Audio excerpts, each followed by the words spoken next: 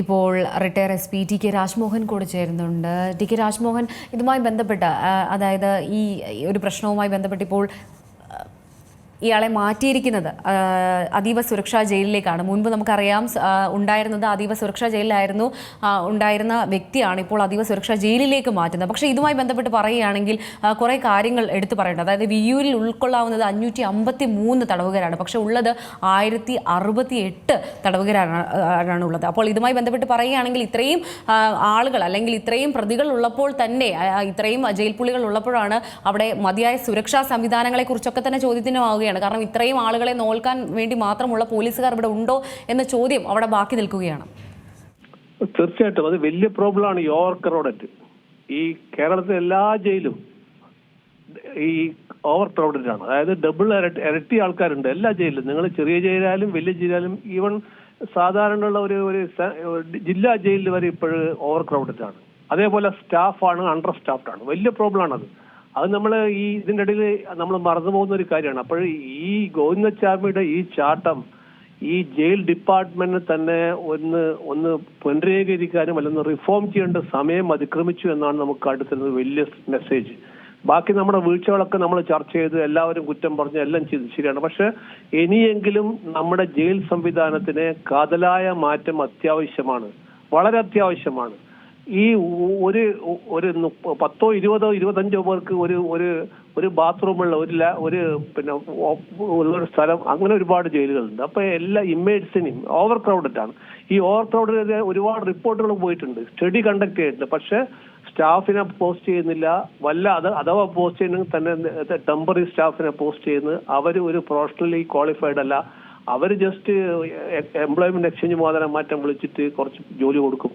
അങ്ങനെ കാതലായ പ്രോബ്ലമാണ് ആ ഭാഗത്തുള്ളത്. ഓവർ ക്രൗഡഡ് ജയിലും അതേസമയം അണ്ടർ സ്റ്റാഫ്ഡ് ആയിട്ടുള്ള ഒരു സംവിധാനമാണുള്ളത്. ഇതൊക്കെ മാറ്റേണ്ട സമയം അതിക്രമിച്ചിരിക്കുകയാണ്. ഇനിയെങ്കിലും ഗവൺമെന്റ് ഇതിനെക്കുറിച്ച് കൂടുതൽ ചിന്തിച്ചിട്ട് അല്ലെങ്കിൽ കൂടുതൽ നടപടികൾ എടുത്ത് മുന്നോട്ട് പോയാൽ മാത്രമേ നമ്മളൊക്കെ വിചാരിക്കുന്ന തരത്തിൽ അന്വേഷണമൊക്കെ നടത്തി പ്രതികളെ ജയിലിൽ കൊണ്ടാക്കി കൺവിക്ട് ചെയ്ത് കഴിഞ്ഞാൽ നമ്മുടെ സൊസൈറ്റി സേഫ് ആണെന്നുള്ള ബോധം ഉണ്ടാക്കാൻ നമുക്ക് പറ്റുള്ളൂ. അതിന് ഗവൺമെന്റ് പ്രവർത്തിക്കേണ്ട സമയം അതിക്രമിച്ചു എന്നാണ് എനിക്ക് പറയാനുള്ളത്. ശ്രീ ടി കെ രാജ്മോഹൻ, ഗോവിന്ദച്ചാമിയുമായി ബന്ധപ്പെട്ട് ഈ ഒരു പ്രശ്നം ചർച്ച ചെയ്യുമ്പോഴൊക്കെ തന്നെ എന്തുകൊണ്ട് ഗോവിന്ദച്ചാമി അല്ലെങ്കിൽ 6 മാസത്തെ ഒരു പ്ലാനിംഗ് ആണെന്നൊക്കെ പറയുന്നുണ്ട്. അതേപോലെ തന്നെ ജയിലിൻ്റെ അഴികളൊക്കെ തന്നെ അയാൾ ഒരുപാട് നാളുകൊണ്ട് മുറിക്കുന്നുണ്ടായിരുന്നു, മുതലായ കാര്യങ്ങളൊക്കെ തന്നെ വരുന്നുണ്ട്. അപ്പോൾ എന്തുകൊണ്ട് ജയിൽ ഉദ്യോഗസ്ഥർ ഇത് ശ്രദ്ധിച്ചില്ല എന്ന് പറയുമ്പോഴാണ് ഈ ഓവർ ക്രൗഡഡ് ആയിട്ടുള്ള കാര്യം ഇവിടെ നിൽക്കുന്നത്.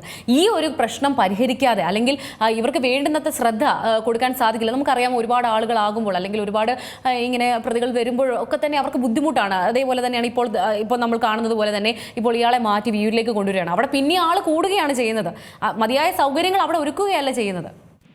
അതാണ് പറയുന്നത്, ഈ ഗവൺമെന്റ് ഉത്തരവാദിത്തമാണ് ഇതൊക്കെ. കാരണം ഇതിൽ പുതിയ ജയിലുകൾ ഉണ്ടാക്കുക, പുതിയ സംവിധാനങ്ങൾ ഉണ്ടാക്കുക, പുതിയ സെക്യൂരിറ്റി എക്സ്പേർട്സിനെ കൊണ്ട് സ്ഥലം എല്ലാം പരിശോധിച്ച് പുതിയ ലെവലിൽ കാര്യങ്ങൾ കാണുക, CCTV വെക്കുക, അങ്ങനെ ഒരുപാട് കാര്യങ്ങൾ ചെയ്യാനുണ്ട്. ഇതൊന്നും പ്രോപ്പറായി ചെയ്യൂല.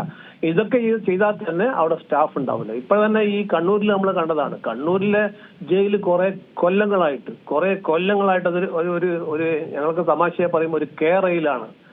കേരയിൽ മാതിരി ഒരു ജയിലായി മാറിയിരിക്കുകയാണ്. അത് അത്രത്തോളം ഒരു ഉത്തരവാദിത്വം ആർക്കില്ല, ഒരു പ്രോപ്പറായിട്ട് നോക്കില്ല.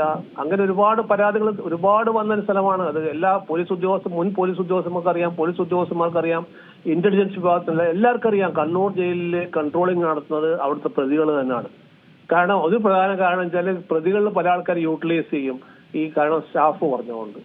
പിന്നെ ചില പ്രതികളൊക്കെ ആണെങ്കിൽ ഡിക്റ്റേറ്റ് ചെയ്യും ടേംസ്. ഇങ്ങനെയൊക്കെ വളരെ ഡേഞ്ചറസ് ആണ്. അതുപോലെ ഉദ്യോഗസ്ഥന്മാർ ഭയത്തിലാണ് അവിടെ കഴിയുന്നത്.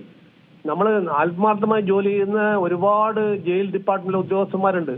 അവരൊക്കെ ഭയത്താണ് കഴിയുന്നത് പല ജയിലിനകത്തും. അപ്പൊ ഇതൊക്കെ മാറ്റേണ്ട ഉത്തരവാദിത്തം ഈ സിസ്റ്റത്തിലെ പുഴുക്കുത്തുകൾ ഒരുപാടുണ്ട്, സിസ്റ്റത്തിനകത്താണത്. അപ്പൊ അതൊക്കെ മാറ്റിയെടുത്ത് ഇങ്ങനെയുള്ള കാര്യങ്ങൾ ചെയ്യേണ്ട ഉത്തരവാദിത്തം തീർച്ചയായിട്ടും ഗവൺമെന്റിനാണ്. എനിക്ക് തോന്നുന്നു ഇന്ന് ബഹുമാനപ്പെട്ട മുഖ്യമന്ത്രിയും ഈ ഓഫീസർമാരൊക്കെ ഡിസ്കഷൻ നടക്കുന്നുണ്ട്. തീർച്ചയായിട്ടും അതിലൊരു മാറ്റം ഉണ്ടാവും എന്നാണ് ഞങ്ങളൊക്കെ കരുതുന്നത്. ശരി, വളരെ നന്ദിയുണ്ട് ഈ അവസരത്തിൽ പ്രതികരിച്ചതിന്. ഏറ്റവും പുതിയ വാർത്തകളും വിശേഷങ്ങളും വിരൽ തുമ്പിലറിയാൻ സീ മലയാളം ന്യൂസ് എല്ലാ ഡിജിറ്റൽ പ്ലാറ്റ്ഫോമുകളിലും ലഭ്യം.